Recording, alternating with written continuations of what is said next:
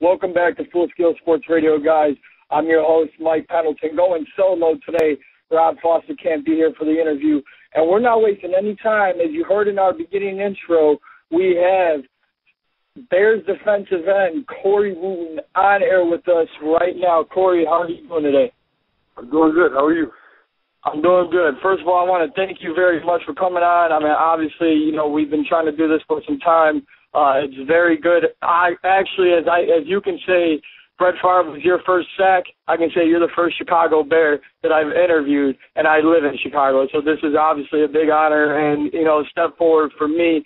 Obviously, like I said, Brett Favre being your number one or your first ever sack, we'll just take a look back at that real quick.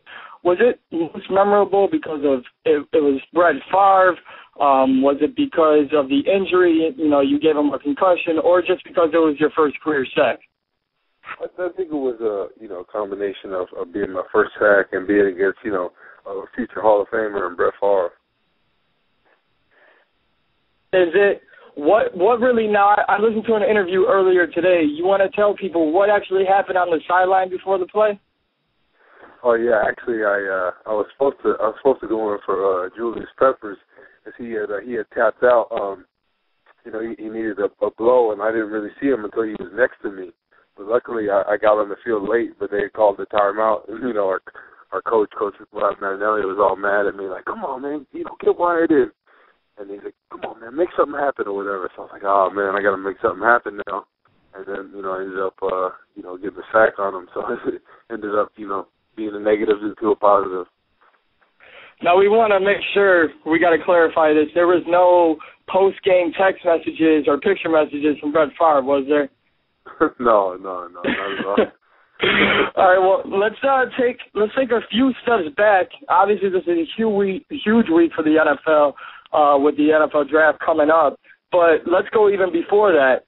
Don Bosco Prep, obviously a very historic school in the state of New Jersey for football. What was it like playing for them with the proud tradition that they have?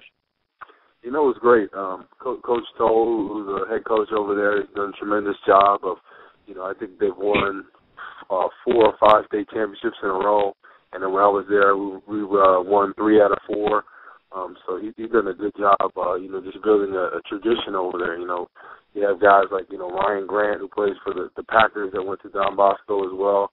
So, they're really building up the program and, really getting exposure out there for high school football in New Jersey. And it's benefited a lot of kids getting scholarships to D1 programs. Now, being at a school like Don Bosco, you were very highly touted throughout the country as far as defensive ends go. You narrowed your list down to UConn, Louisville, NC State. Why did you choose Northwestern over those other 3 schools? I think the biggest thing why I chose there was because all the other schools actually wanted me to play tight end. Northwestern was the only school that wanted me to play defensive end. So you can catch a little bit. Yeah, I got a little hands, but everyone was saying that they wanted me to be a tight end and eventually turn me into tackle. So I was like, Northwestern's offering me, to become a defensive end. And so that's why I chose them. Now, in your personal opinion, with recruiting, obviously there's been a lot of stuff that from high school recruiting to even NFL or college kids getting recruited into the NFL, with pro days and everything like that. But coming out of Don Bosco and looking at today's recruits with, ESPNU and everything, as much as you were a big deal, has recruiting changed in the last, I guess now, has been 10 years since, like when you were in high school? Oh, yeah, definitely. I believe, the biggest thing is so many online sites that focus on recruiting and, Rivals was just becoming big when I left there, and it's, they've got a million other sites like that nowadays, so there's a lot more exposure nowadays, and it's benefiting in a lot of kids getting scholarships. So we go forward, we're looking at your days of Northwestern. Throughout your great career, despite injuries, when you put your name into the draft, you were touted as a top 5 defensive end. and projected as a second or third rounder. Now, you did have to wait for the fourth round to hear your name called. So Thursday night, there might be some guys who expect to hear their name first in the first round, or even Friday night. But from a guy who's been in the position just 2 years ago, what advice would you give to anybody who ends up having to wait to hear their name called? I think the biggest thing is just, be patient. Everything happens for a reason, and there's no point stressing out over, where you're going to go. So hopefully, it'll be the right fit for them. Rather be later than earlier and not be the right fit. So just be patient with it, and everything happens for a reason. Now, I know a lot of players do say the right things, but truthfully, does it affect you that there are rumors that the Bears are looking to go defensive end or just the defensive player overall? Does it change your mindset as far as when you guys are working out or running drills that there might be a young kid coming in and they're going to have him highly touted, or is it just going to be Corey Wootton going out and doing his job?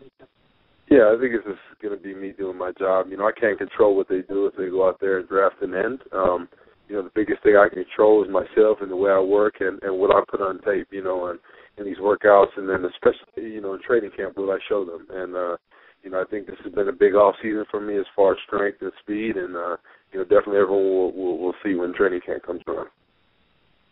Now, there are still some questions, regarding Brian Urlacher's health. You guys recently just came to an agreement with Geno Hayes. How do you think that signing of Geno will really help the defense as a whole? I've seen Geno, play for the Bucs for the past couple of years, and he's a great player. But you really can't replace a guy like Urlacher, especially now when he's playing, at the top of his game, and for his age, he does not look out there on the field like the age he really is. So he plays at a high level, both him and Briggs, and I think they still got many more years in them. All right, now you talk about the great players that you play along with. What is it like when you head into practice, or even when you're out there against regular season opponents? You look over and there's big number 90. Has Julius Peppers really been the guy to take you under his wing and really help your career, or is it just more of a shining moment where his work also helps out your game? I think the biggest thing is, he's someone that definitely leads by example, but, he's kind of a quiet guy, but if you ever ask him for any help, he'll definitely not hesitate to, help you out. And, but, just watching him work every day and the type of work ethic he has for, being one of the best defensive ends to ever play, it's unbelievable. Someone that's been playing for 10, 11 years that works the way he does is incredible. I gotcha. Now we're going back a little bit back to Northwestern and being, selected by the Chicago Bears. Do you feel that playing at Northwestern, teams have access to you no matter where you play at nowadays, but do you feel like playing at Northwestern really contributed to the Bears selection? I think it had a little bit to do with it, being close and then being able to, check out games and game tape being easily accessible. I think that had something to do with it, but I think ultimately it just worked out. Me being in the position that I was in the fourth round, and they were able to take me, and I think it's been a good fit for me. Now, a young guy, you kind of were growing up with the days of the Chicago Bears defense and what it was all about. So what does being a Chicago Bear, a franchise that's prided itself on defense, what does that really mean to you putting on that jersey? It means a lot. I personally didn't grow up around here, but I actually grew up in New Jersey. But being at Northwestern, made me a Bears fan, and following them and everything that they did really converted me into a Bears fan, and being able to watch them throughout my career, and then being able to be drafted and stay in the same area and be close to my friends, and was amazing. who is one guy when you're coming out of college, and I mean it might be your teammate Julius, that you really wanted to model your game after, and someone to say, hey, I know some teams gave up on me earlier in the draft, but I really want to make a statement. Who's one guy that you roll your game after? You know, I think it's really tough to model your game after people just because everyone's so different as a player, you know. But Julius Peppers, you know, would be a tremendous player to try to model your game after. But, you know, he's such a freak athlete, you know, freak player. Just he's definitely, you know, in my eyes, you know, one of the greatest to ever play the game. So. All right, let's forget about Julius Peppers, Ryan Urlacher. You know, this is a Corey Wootton interview. We got to hype up Corey Wootton here. Defensive ends, obviously one of the, probably, in your opinion, the most vicious, most physical players on the defensive side of the ball. With all the rules being changed, you know, with hits on a quarterback, does it help you because you become a smarter player, or does it hurt you because you just want to lay the hit? I think the biggest thing is you just got to be smart about it. You know, they're trying to limit the things to limit injuries, and so the biggest thing you got to do is just be rushing hard, and you know, if it does happen, it happens. You know, it's never intentionally, but you know, sometimes things are going to happen. You know, in the heat of the battle, but you just got to try to be smart in all situations. And as you say, you know, things are never intended. The biggest thing going on, obviously, right now with the NFL outside of the draft is the bounties, and not throwing any teams or any players under the bus. But, you know, this has been something that's gone on in the NFL for years. Don't have to say if you've been, you know, if you've heard of it gone on, but do you think it's a different mindset as players are just not playing the game anymore if they are involved with bounties? Does it become a little more personal than just football at that point? Can you repeat the question? I'm sorry? Hello? No, I said, yeah. Can you repeat the question? I didn't understand it. Does there come a point with the bounty situation, and you don't, like I said, you don't have to name if anybody you know or you've heard of it going on, but it obviously was done with the Saints last year. But do you think it becomes a little more personal when defensive players are out there with bounties, you know, with bounties on their mind, and it's no longer football anymore? You know, I don't really know anything about that, to be honest with you. You know, everybody here, you know, has been a stand-up player, and you know, we just go out there, try to play hard, and you know, try to win games. You know, I think that's the biggest thing. Understandable. Now, the Chicago Bulls are probably, you know, most hyped team playing right now because Cousins, I mean, let's be honest, they're not the greatest thing in the world, although Philip Humber threw a perfect game this weekend.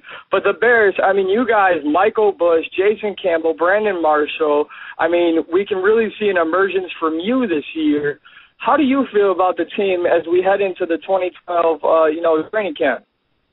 You know, I think the team, you know, they made some good acquisitions this offseason, and you know, I really like you know, the way our team looks, and you know, the biggest goal is, you know, the Super Bowl, and you know, if that's not your goal, then you know, you shouldn't be out there playing, and I think that's the goal we want to attain, and you know, I think we have a good team, and we got to keep improving, and then you know, get better in training camp and do the preseason, and you know, carry that into the season.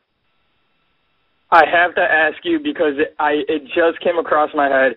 I feel like this would probably be the best moment for Bears fans in general.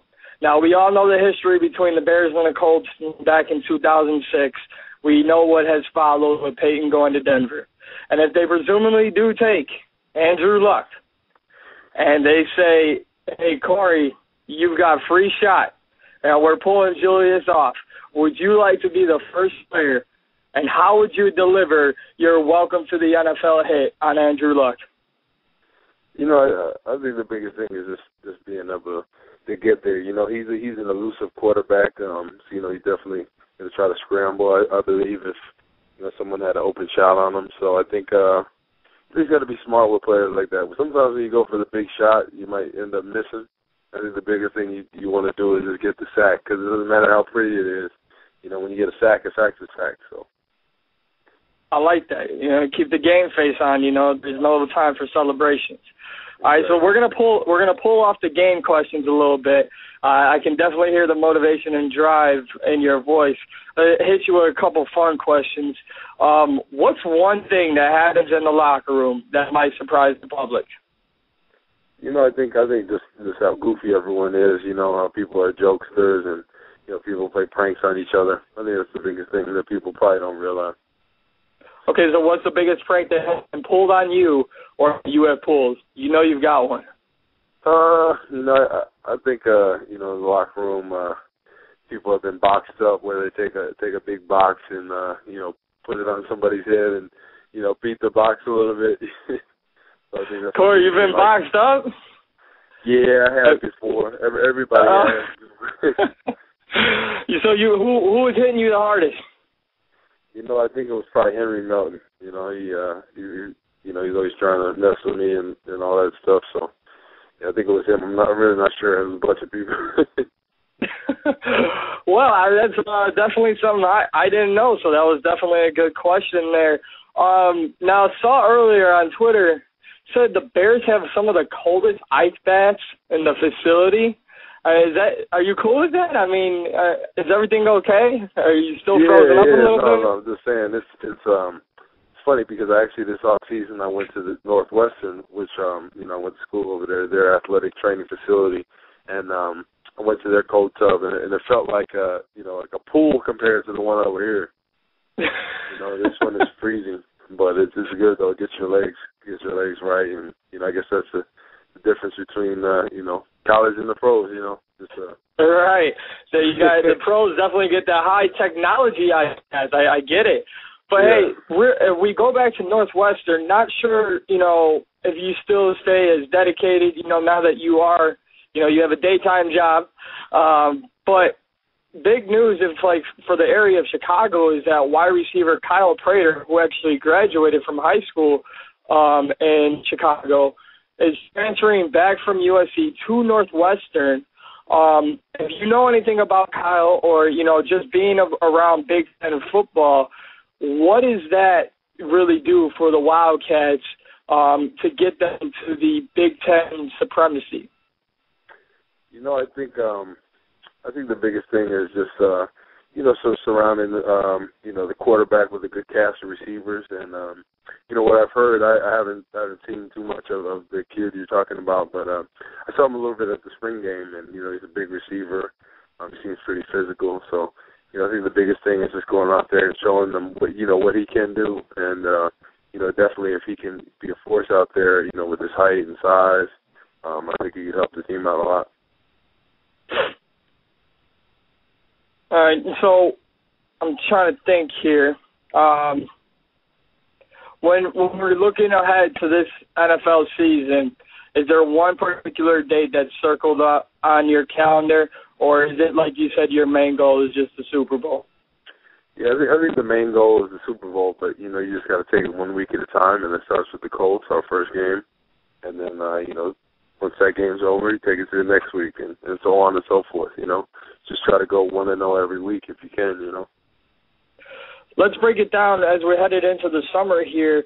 Kind of take us inside what maybe, one of the things that the public might not know is what players go through. Obviously, it's a big event for the fans during training camp. But, it's right here. The summer's almost here. And I know you don't want to hear that because Chicago heat does get kind of hot. But what preparation are you doing to get ready for training camp, and then what does training camp really do for you? I think the biggest thing, just getting prepared now, running and lifting, doing that, 2 times a day, and during the week, taking the weekends off, and, working on my hands, working on my feet, just trying to get myself to become a better player, and that's the biggest goal, using all the doubters as motivation. I'm a motivated person, but that even motivates me more just to prove and show people, a lot of people doubted me, but, I will show everyone in training camp, and I'm excited for the opportunity. And why is that, Corey? Why do you pride yourself on being a guy who drives not only his football career but his life off of motivation. Because I always say that football is definitely a lot more mental than physical. I mean, and there definitely is going to be players out there who disagree with that. But if you look at great players of all time like Dwayne Dawkins, who just retired today, one of his biggest attributes was his emotion. So really is your mindset of living life as a motivated, not just player, but person?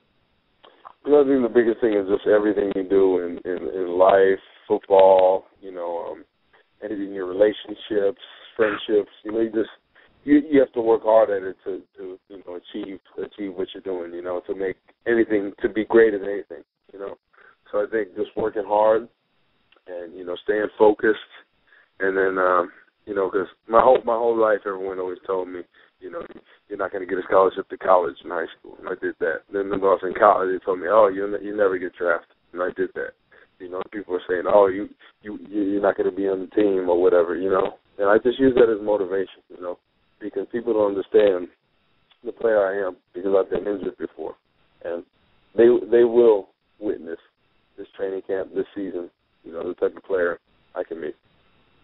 I say we make that, and I'm very serious about this. I say we make that the Corey Wootton slogan, "Move over LeBron James, you're down in Miami." They will witness the Corey Wootton slogan for 2012. So let's take a break from football. I'm going to ask you a couple questions, fill in the blanks here. On Corey Wootton's day off, he likes to play video games. Play video games? So you're still a kid, man? What video games do you play? I play FIFA. That's all I play. FIFA. You play FIFA. What console do you play on? Xbox 360. Okay. I'll take note of the 360, but once you get a real game, I'll have to hit you back up. Wow. Hey, I'm just saying. I understand you play football, not football. I'm just saying. I'm just saying. Can you play a little soccer yourself? No, I just leave that for the Ronaldo and Messi and all of them. Okay, so who's your favorite soccer player out there right now? I'll probably say probably Ronaldo. The girls, you Corey. I'm telling you, from what I don't follow soccer, but all the ladies love Ronaldo, and definitely maybe something's hitting on there. Maybe that's one of your pickup lines. Oh yeah, I love Ronaldo. Oh my God, me too. Because I know how it works in Chicago with the ladies and the athletes. Okay, but if you're going out, as we talk about the Chicago life, where's probably your favorite place to go? Maybe you don't want to give out your favorite place. People are going to be looking for you. But what's a meal that Corey Wootton enjoys? The Wildfire. That's where I usually go a lot. The one downtown. So that's one of my favorite restaurants. Okay. So Wildfire, FIFA, and last, because we always got to hit it, what does Corey Wootton listen to either before a game or just in general? I listen to techno and house music. A lot of people don't know that. Wow, I like that. Corey Wootton has officially become my favorite player today. So, favorite techno dance guy, who is it? I'll probably say either, I got three, Avicii,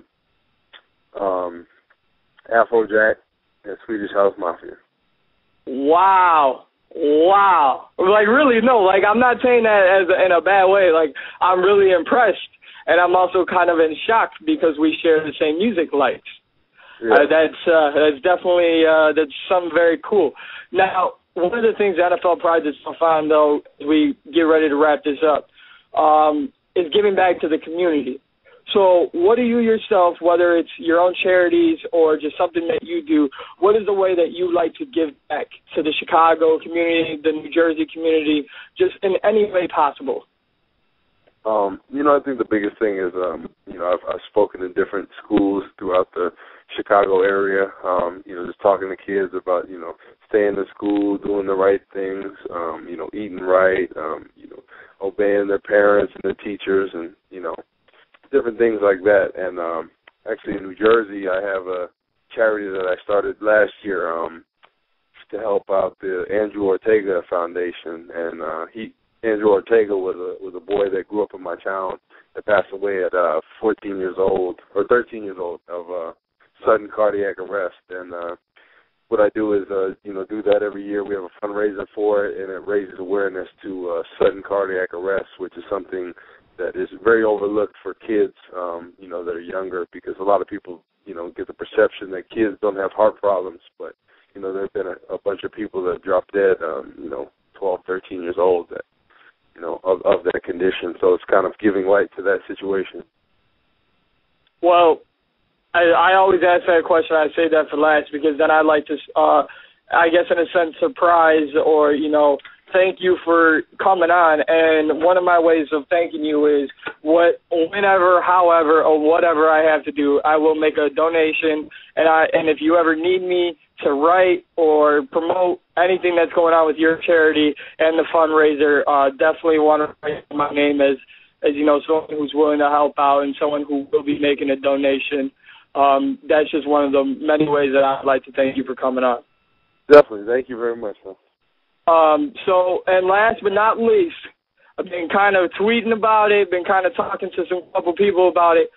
So this interview was great, and like I said, the first Chicago Bear that I've ever interviewed, so it's definitely a step in the right direction for me. So I say we take it a whole nother next step.